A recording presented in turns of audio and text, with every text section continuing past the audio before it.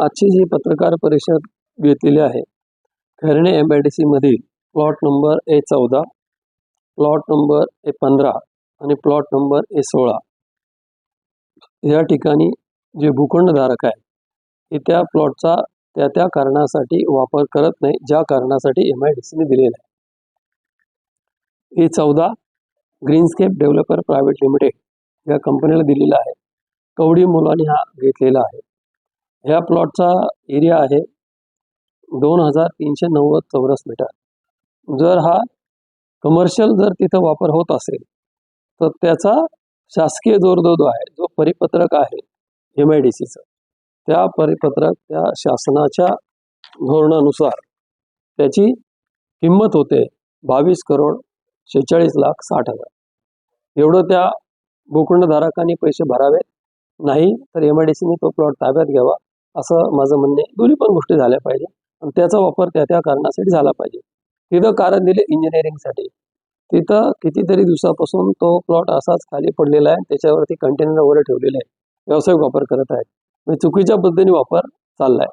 ही पहिली तक्रार आहे. दुसरा भूखंड क्रमांक आहे A15 मध्ये सार्थ इन्फोटेक नावाच्या कंपनीचा साठी दिलेला आहे. ते कायसाठी दिलेलं आहे? IT साठी दिलेलं आहे.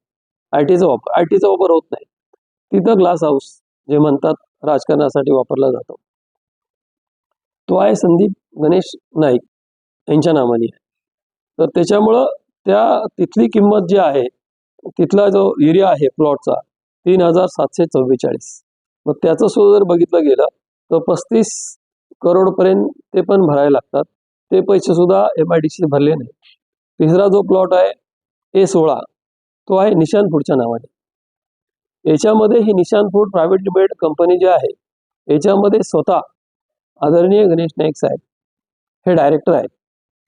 आणि याची सुद्धा किंमत जर बघायला घेतली तर नाही म्हटलं तरी एक 40-45 करोडच्या पुढे याची लगभग किंमत होते. तर हे कवडी मोलाने घेतलेले आहेत त्यांनी. नाईक साहेबांचं परवाचं स्टेटमेंट होतं की आम्ही विकत घेतले. विकत घेतले किती रुपयाने घेतले आणि कशासाठी घेतले? विकत घेतले 120 रुपये 200 रुपयाने घेतले आणि त्याचा दर आहे 94,000 रुपयाचा दर पत्रक आहे. ते सगळ्या तिन्ही प्लॉटचे जे पैसे 94,000 प्रमाणे जे होतात ते माझ्या मताने 104 करोड रुपयेपर्यंत होतात अंदाजे. हे पैसे त्यांनी MIDCला भरावे आणि ज्या कारणासाठी प्लॉट घेतात तो प्लॉटचा वापर त्या कारणासाठी करावा. अन्यथा तो प्लॉट साहेब म्हटले की आम्ही परत देऊन टाकावा. आणि ह्या सगळ्या प्रकरणाची निपक्षपातीपणे जर चौकशी करायची असेल तर आदरणीय मंत्रीजी गणेश नाईक साहेब यांनी, मी त्यांचा राजीनामा मागायला एवढा मोठा माणूस नाही, मी नाही मागू शकत, त्यांनी स्वतःहून आपला राजीनामा द्यावा, याची चौकशी व्हावी. या प्रकरणी स्थळपाणी झाली पाहिजे आणि पूर्णपणे चौकशी होण्यासाठी साहेबांनी स्वतः राजीनामा द्यावा आणि बाजूला सारावा, असं माझं वैयक्तिक मत आहे. या सर्वांसाठी मी सगळ्या ठिकाणी मी तक्रारी केलेल्या आहेत. टोटल MIDCचे जेवढे पण अधिकारी आहेत, CO असतील, त्यांना तक्रार केली आहे. माप्याचे प्रादेशिक अधिकारी आहेत, त्यांना तक्रार केली आहे. नंतर नवी मुंबईचे पोलीस आयुक्त आहेत, त्यांना तक्रार केली आहे. माझी मागणी आहे की तुम्ही स्थळपाणी करा. स्थळपाणी का करत नाहीत? कुणाला घाबरतात? बाळासाहेब मिरजे ह्या व्यक्तीला घाबरू नका. मला घाबरून काय फायदा नाही. कागद काय बोलतात? आणि त्याच्यावरती स्थळपाणी करत नाही. लवकरात लवकर ते पैसे भरावे, ती स्थळपाणी करावी आणि जर तुम्हाला जर प्लॉटचा वापर करत नसेल तर प्लॉट MIDCला परत द्यावा.